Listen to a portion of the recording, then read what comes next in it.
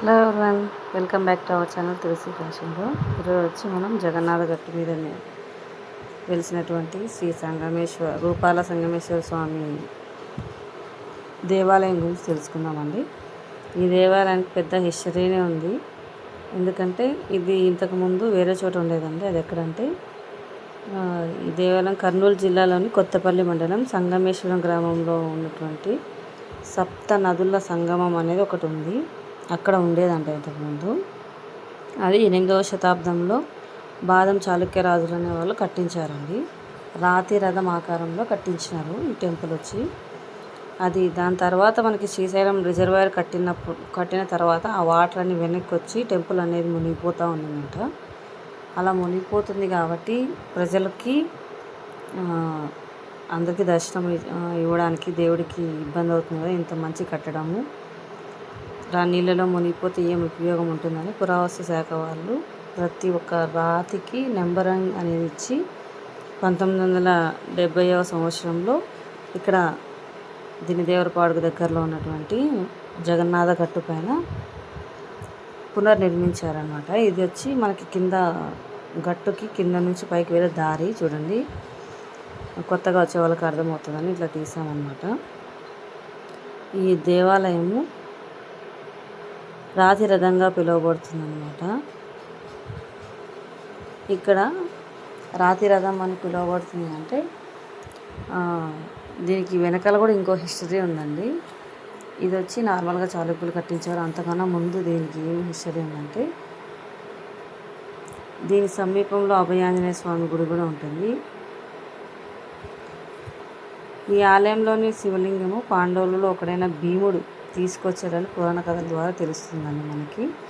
ఈ శివలింగం ఎత్తు వచ్చి 6 అడుగులు హైట్ ఉంటుంది, 2 అడుగులు వెడల్పు ఉంటుందండి. ఇది మరకతలింగము.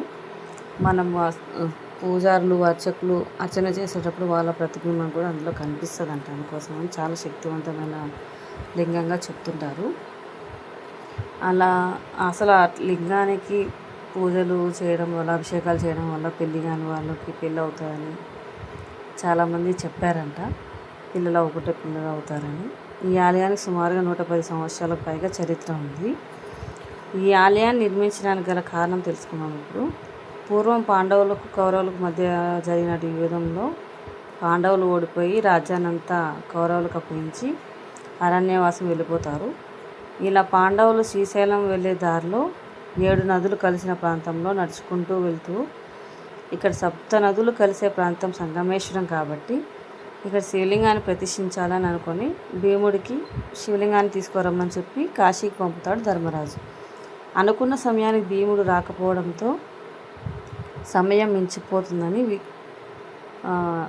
ఒక వేప చెట్టుతో విగ్రహాన్ని ప్రతిష్ఠింపజేసేస్తారనమాట ధర్మరాజు. తర్వాత ధర్మరాజు భీముడు వచ్చేసరికి అక్కడ ప్రతిష్ఠించిన చెప్పారు కదా, వేప చెట్టుతో ఒక లింగాన్ని చేసి ప్రతిష్ఠించారని. భీముడు తిరిగి వచ్చేసరికి ధర్మరాజు పూజ చేస్తూ ఉంటారు. దానికి భీముడికి చాలా కోపం వచ్చి అక్కడ ఉన్న లింగాటన్నిటినీ అటొకటి విసిరేస్తారు అని చెప్తుంటారు. అప్పుడు ఒక్కొక్క లింగం ఒక్కో చోట పడతాయని చెప్పారనమాట. ఈ లింగాన్ని బ్రహ్మహస్తలింగం అని కూడా అంటారండి. శంకు ఆకారంలో ఉంటుంది. ఈ ఆలయానికి గుర్రాల రథం అని అంటారు కదా, గుర్రాల రథం ఆకారంలో ఉంటుంది కదండి. ఈ గుర్రాల రథంలో శివపార్వతులు ఇక్కడి నుండి అంటే సంగమేశ్వర ఆలయం నుంచి కాశీకి వెళ్ళేవాళ్ళంట. రాత్రిపూట ప్రతిరోజు వెళ్ళి వచ్చేవాళ్ళంట. ఇప్పటికి కూడా ఈ రాతి రథం సంబంధించిన ఈ ఆలయం ఉంది కదా, ఈ ఆలయానికి ఉన్నటువంటి కింద చక్రాలు ఉంటాయి కదా, రాతి చక్రాలు ఇంకా సంగమేశ్వరంలోనే ఉన్నాయంట. ఇంకా తీసుకురాలేదు వాళ్ళు. దీనికి ఒక కథ కూడా చెప్తారండి. ఏంటంటే పూర్వము ఒక గొర్రెలు కాచేవాడు ఒక వ్యక్తి ఇంట్లో కొట్లాడి జగన్నాథ గట్టు పైన వెళ్ళి పడుకొని ఉంటాడంట. ఆ టైంలో ఈ రాతి రథం పైన శివపార్వతులు ఇక్కడ నుండి కాశీకి వెళ్తుండగా ఆ చప్పుడుకి ఆ పిల్లవాడు లేచి చూస్తాడంట.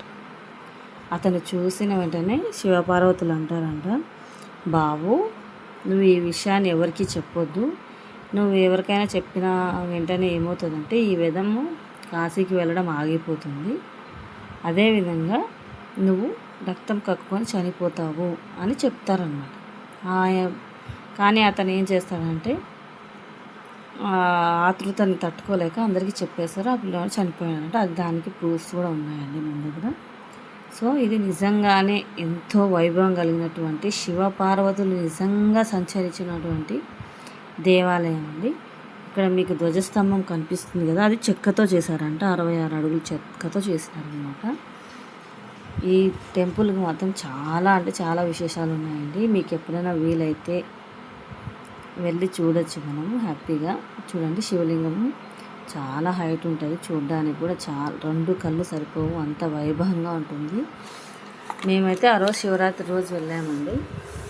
ఇక్కడ మనకి వచ్చి శివలింగానికి ఆ టెంపుల్కి సంబంధించినటువంటి చరిత్ర కూడా ఇలా బోర్డింగ్ అనేది వేసి ఉంటారు, మనం కూడా చూసి తెలుసుకోవచ్చు అనమాట దాని హిస్టరీ గురించి. అంటే ఈ టెంపుల్లో ఇంకొక విశేషం ఏంటంటే శివరాత్రి రోజు కానీ ఇంకా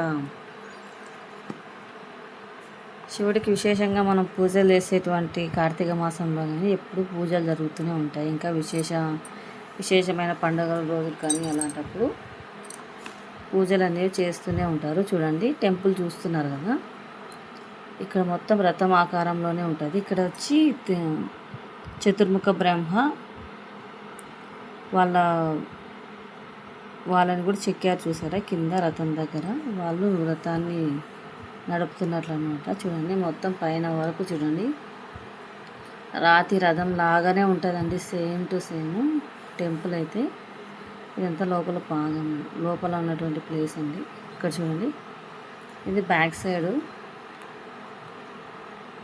చూడండి పైన ఎంత బాగుంటుంది అసలు. మనం రియల్గా చూస్తే మాత్రం చాలా అంటే చాలా మంచి ఫీలింగ్ అనేది మనకి వస్తుంది, మనశ్శాంతిగా అనిపిస్తుంది. పైన ఎంతో ప్రశాంతమైన వాతావరణంలో శివపార్వతులు అక్కడ కొలువై ఉన్నారంటే మనకు కూడా మనసు అంత ప్రశాంతంగా అయిపోతుంది అన్నమాట. ఇక్కడ చూసారా పైపు, అదేంటంటే లోపల దేవుడికి అభిషేకం చేస్తే కిందికి వాటర్ వచ్చేస్తాయి అన్నమాట. దానికి ఇంకో స్టోరీ కూడా ఉంది, నేను ఇంకోసారి చెప్తాను. ఫస్ట్ అయితే టెంపుల్ బాగా చూడండి. ఈ పక్క చూసారా చతుర్ముఖ బ్రహ్మగారి వాళ్ళ కింద ఉన్నట్లు కూడా రథాన్ని నడుపుతున్నట్లు కూడా అది పెట్టారనమాట. ఇది లోపల ఉన్నటువంటి భాగం అండి, లోపల ఉన్నటువంటి ఏరియా మొత్తం ఇది. ఇక్కడ చూసారా ఇది ఎవరంటే సుబ్రహ్మణ్య స్వామి గారు అండి.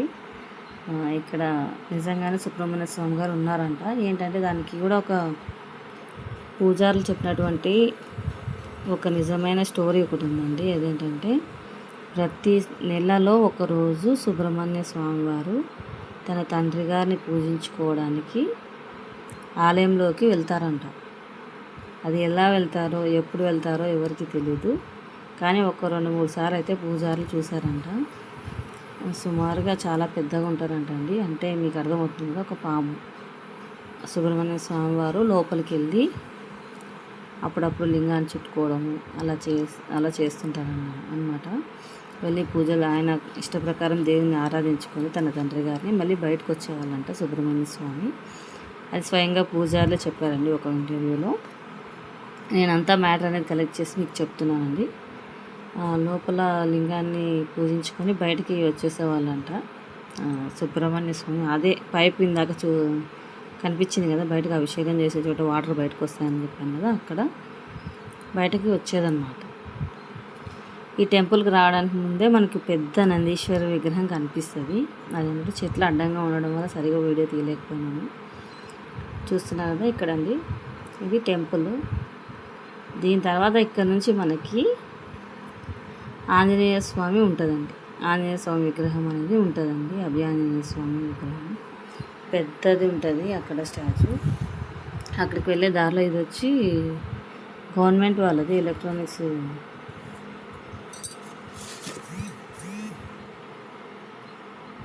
మన ఆంజనేయ స్వామికి వెళ్ళే దారిలో ఇది Indian institute of information technology and design అనే ఆఫీస్ ఉంటుందండి. ఇది తర్వాత ఇక్కడ నుంచి మనం వెళ్తూ ఉంటే ఇక్కడ నుంచి మనకి కర్నూలు సిటీ మొత్తం కనిపిస్తుందండి.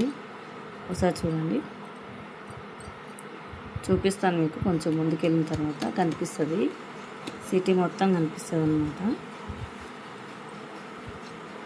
ఇక్కడ ఏంట్రా అంటే మెయిన్ సంగమేశ్వరంలో ఉన్నటువంటి ఆలయము ఇక్కడ పునర్నిర్మించారనమాట. ఇక్కడ ఇంత మంచి గుడి, ఇంత పురాతనమైన గుడి, ఇంత వైభవం కలిగినటువంటి గుడి ఎందుకు ఫేమస్ అవ్వలేదు అంటే కారణం ఇది పైన కొండ మీద ఉంది కాబట్టి అంత చాలామందికి వెళ్ళలేరు అలాంటి ప్లేస్కి. ఏదైనా విశేషమైన రోజులు ఉంటే మాత్రమే అక్కడికి వెళ్ళగలరు అన్నమాట. చాలా విశేషాలు కలిగినటువంటి గుడి అండి. స్వయంగా ధర్మరాజు, భీముడు అంతటి వాళ్ళే స్వయంగా లింగాన్ని పూజలు చేశారంటే మామూలు విషయం కాదు. అది కాకుండా అది కాశీ నుండి తెప్పించినటువంటి లింగం అంటండి. అది చాలా చాలా చాలా శక్తివంతమైన లింగం. అందుకోసమే శివపార్వతులు ఇద్దరూ కూడా ఇక్కడ సంగమేశ్వరం నుంచి కాశీకి ఈ రాతి రథంలో వెళ్ళే వాళ్ళంటే ఇంకా అంతకన్నా అదృష్టం. ఆ గొర్రెలు కాచుకునేవాడికి ఎంత అదృష్టం ఉందో, ఎన్ని జన్మాల్లో ఎంత పుణ్యం చేస్తున్నారు. ఆయన కనిపించారు. ఆయన చెప్పకుండా ఉంటే ఇప్పుడు కూడా వెళ్ళి వచ్చేవారేమో శివపార్వతులు, తెలియదు కదా మనకి. కాకపోతే ఆయన అదృష్టం బాగాలేక అందరికి చెప్పి చనిపోయారు. ఈ గుడి కూడా ఆగిపోయింది. అలాగనమాట. విశేషంగా శివరాత్రి రోజు మేము వెళ్ళాము. అక్కడ రథం అనేది సాయంత్రం పూట లాగుతారు కదా, ఆ రథాన్ని, ఆ వేడుకను చూడడానికి వెళ్ళామండి మేము.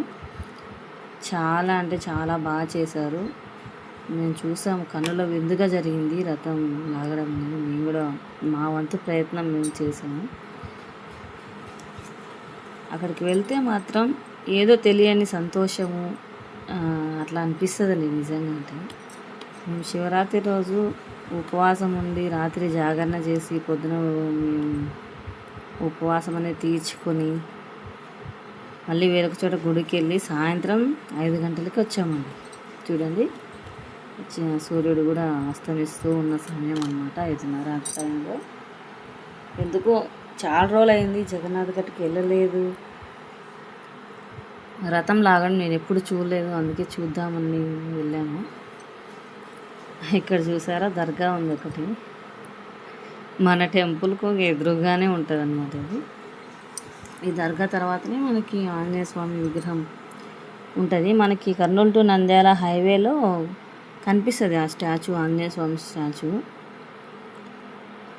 ఇక్కడ చూసారా, కర్నూలు రింగ్ రోడ్కి అవతల సైడ్ ఉన్నటువంటి ఏరియా మొత్తం ఇది. చూడండి సూర్యుడు ఎంత బాగా కనిపిస్తున్నాడు కదా. కింద ఉన్నటువంటి బిల్డింగ్స్ ఏం కనిపించట్లేదు కానీ చాలా పైకి ఉంటుంది కాబట్టి కనిపించదండి. ఇక్కడ మీరు చూస్తున్నారు కదా, పైకి ఒక కట్టారు మెట్లు, స్టెప్స్ అని లాగా ఉన్నాయి కదా. అక్కడ వచ్చి నెక్స్ట్ మంత్ అంటే ఫిబ్రవరి 3వ తారీఖు పౌర్ణమి రోజున మహాజ్యోతిని అనేది వెలిగిస్తారంట అండి. అక్కడ అఖండ జ్యోతిని వెలిగిస్తారంట. వెళ్ళాలనుకున్న వాళ్ళు హ్యాపీగా వెళ్ళి దర్శనం చేసుకోవచ్చు. అక్కడ కోలాటలు, చెక్క భజనలు అలాంటివి కూడా ఉంటాయంట. చూస్తున్నారు కదా ఆంజనేయ స్వామి. ఇదంతా రింగ్ రోడ్కి అవతల సైడ్ ఉన్నటువంటి ఏరియా అండి. ఇదంతా చూడండి, ఇదంతా నీట్గా సిమెంట్తో మొత్తం ఏరియా ప్లేస్ అయితే నీట్గా పెట్టారండి. మొత్తం సిమెంట్తో కవర్ అంతా కింద అలికేశారు. చూడండి ఆంజనేయ స్వామి విగ్రహం. ఇది కిందికి కూడా చాలా బాగా కనిపిస్తుందండి. కింద పడిపోకుండా ఎవరు కింద పడిపోకుండా ఇట్లా గ్రిల్స్ కూడా వేసేసారు. మళ్ళీ పిల్లలు అందరు వెళ్తుంటారు కదా అని కొంచెం వేశారు. కింద చిన్న విగ్రహం ఉంటుందని మనం అక్కడ దండం పెట్టుకోవచ్చు దేవుడికి. మేము వచ్చి ఫస్ట్ 4కి అట్లా ఇంటి దగ్గర బయలుదేరినాము. అక్కడికి వెళ్ళడానికి ఒక 1/2 అవర్ అట్లా పట్టింది. తర్వాత అక్కడికి వెళ్ళి శివుని దర్శనం చేసుకున్న తర్వాత, అంటే సాయంత్రం పూట కదండి, ఎక్కువ జనాలు అయితే లేరు, పొద్దునైతే ఉండినారు. మేము వెళ్ళేసరికి ఎవరు లేరు. హ్యాపీగా దర్శనం చేసుకున్నాం. తర్వాత ఇక్కడికి హనుమాన్, ఇంత దూరం వచ్చాం కదా, ఇక్కడ కూడా ఎప్పుడు వెళ్ళలేదు అని మళ్ళీ ఇక్కడ హనుమంతుని దగ్గరికి వచ్చామన్నమాట. ఇంకా హనుమ దర్శనం చేసుకున్న తర్వాత మళ్ళీ రిటర్న్ వచ్చేసాము. వచ్చి ఇక రథాన్ని అప్పటికి అంటే రెడీ చేస్తున్నారు అనమాట. అవి లైటింగ్స్, ఫ్లవర్స్, ఆ డెకరేషన్స్ అంతా చేస్తున్నారు. మా పిల్లలైతే ఎక్కడికి వెళ్ళినా ఫోటోలు దిగడానికే చూస్తుంటారు. చూడండి, ఓం నమ శివాయ మనకి రథం అనేది కనిపించేసింది అప్పుడే. అవంతా డెకరేషన్ చేయడానికి 4 నుంచి స్టార్ట్ చేశారండి. అక్కడ చూసారు కదా, పైన లైటింగ్స్, పక్కన ఇక్కడ శివుడి యొక్క జెండాలు, కింద ఫ్లవర్స్ డెకరేషన్స్, ఇంకా రథం లాగడానికి కావాల్సినటువంటి చైన్స్ ముందర, వెనకాల ఒక జేసీబీ సాయంతో బయటికి తీశారండి రథాన్ని. ముందర ఒక ట్రాక్టర్ లాగుతుంటే మళ్ళీ జనాలు కూడా లాగుతుంటారు. వెనకాల మళ్ళీ జేసీబీతో పట్టుకొని కంట్రోల్ చేసుకుంటూ రథాన్ని అనేది ఏర్పాటు చేశారు. చాలా అంటే చాలా జాగ్రత్తలు తీసుకున్నారండి ఇక్కడ మెయింటైన్ చేసే వాళ్ళు మాత్రం. ఆలయాన్ని మెయింటైన్ చేస్తుంటారు కదా ధర్మకర్తలు, వాళ్ళందరూ ఒక కమిటీ మాత్రం. ఆ కమిటీ చాలా అంటే చాలా శ్రద్ధగా భక్తితో చూసారు కదా. అక్కడ శివపార్వతుల యొక్క విగ్రహాలను తీసుకొని వచ్చారండి రథం పైన కూర్చోబెట్టడానికి. ఆల్మోస్ట్ 6 అయింది ఆ టైంలో. తీసుకొని వచ్చి అక్కడ కూర్చోబెట్టి అదంతా నీట్గా సెట్ చేసి, చూడండి శివపార్వతుల యొక్క దర్శనం అనిపించింది మనకి. అక్కడంతా సెట్ చేసి నీట్గా కింద పడిపోకుండా, అటు ఇటు వెళ్ళకుండా మొత్తం సెట్ చేసిన తర్వాత పూజారి గారు పూజ చేసి హారతి ఇస్తారండి. హారతి కూడా మీకు చూపిస్తాను చూడండి. అర్చన చేస్తున్నారు ఇప్పుడు. అర్చన అంటే వాయిస్ అక్కడ జనాలు ఎక్కువ మంది ఉన్నారు కాబట్టి మనకు ఆ వాయిస్ వినిపించదు కాబట్టి నేనే చెప్తున్నాను మీకు అంతే. తర్వాత అర్చన అంతా అయిపోయిన తర్వాత మనకి హారతి ఇస్తారు. హారతి ఇచ్చిన తర్వాత వాళ్ళ వంశాచారం ప్రకారం కొంతమంది దేవుడికి బాణం కుండ మోసి ఆయన దగ్గరికి తెచ్చి తర్వాత రథాన్ని అనేది ముందుకి పోనిస్తారండి. కాబట్టి చూడండి కొద్దిగా అక్కడ ఇంకో విశేషం ఏంటంటే జనాలు 5 గంటలప్పుడు అస్సలు లేరండి. 6:15 అయ్యేసరికి అసలు ఆ ప్లేస్ మొత్తం పట్టకుండా వచ్చేసారు. ఎక్కడి నుంచి వచ్చారో జనాలు అర్థం కాలేదు, కానీ చాలా అసలు ఆ రోజు ఆ యొక్క రథ ఉత్సవం మాత్రము కనుల విందుగా జరిగిందండి. చిన్నలు పెద్దలు అందరూ సంతోషంగా రథాన్ని లాగి ఆయనను ఊరేగించి చాలా అంటే చాలా వైభవంగా జరిగింది శివపార్వతుల యొక్క రథోత్సవము. ఇలాంటివి నిజంగా అంటే అనిపిస్తుంది మనకి చాలా తెలియదు, మనం చాలా తెలుసుకోవాలి, చూసి మన జన్మలో మనం తరించాలి అని అనిపిస్తుంది ఇలాంటివి చూసినప్పుడు. ఎందుకంటే నేను కూడా ఫస్ట్ టైం ఇది చూడము. మామూలుగా కార్తీక మాసంలో కూడా ఇలా రథోత్సవం అనేది చేస్తారంట. కార్తీక మాసం అంటే ఇంకా మొత్తం నెల మొత్తం ఉంటుంది కదా. ఇది చూస్తారా, నేను చెప్పాను కదా ఇందాక మీకు, బాణం కుండ అనేది వాళ్ళు అదే దేవుడికి ప్రసాదం అనేది వండి తీసుకొని వచ్చి సమర్పించిన తర్వాత వాళ్ళు పూజించుకున్న తర్వాత మనకి రథం అనేది స్టార్ట్ అవుతుందని చెప్పాను కదా, అదే అండి. చూసారా, ఇందాక తీసుకొని వచ్చారు కదా వాళ్ళు, దేవుడికి సమర్పించి వాళ్ళు పూజించుకున్న తర్వాత రథం స్టార్ట్ అవుతుంది. కార్తీక మాసం అంటే మనకి నెల మొత్తం పూజలు ఉంటాయి కదా. ఇక్కడ ప్రతిరోజు కార్తీక మాసం మొత్తం పూజలు చేసి సోమవారాలు, నోములు, ఇంకా మరీ వైభవంగా ఉంటుంది. ఒక్కసారైనా మనం కార్తీక మాసంలో ఇలాంటి ఈ సంగమేశ్వరుడు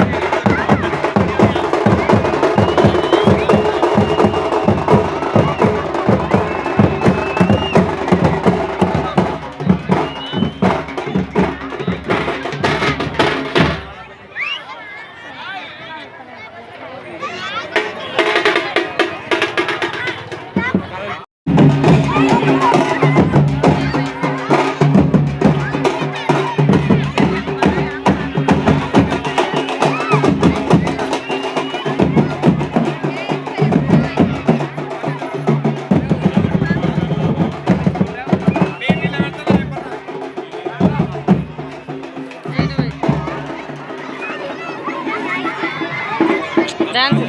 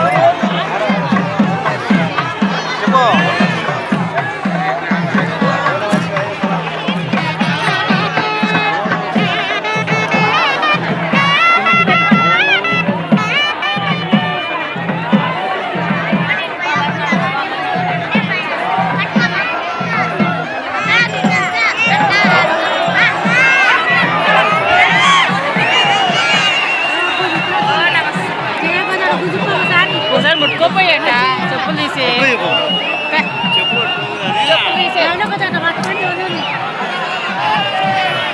ఉండరా కొంచెం ఉండరా పప్పుడు ఫాస్ట్గా వచ్చేసాను రాండి సైడ్కి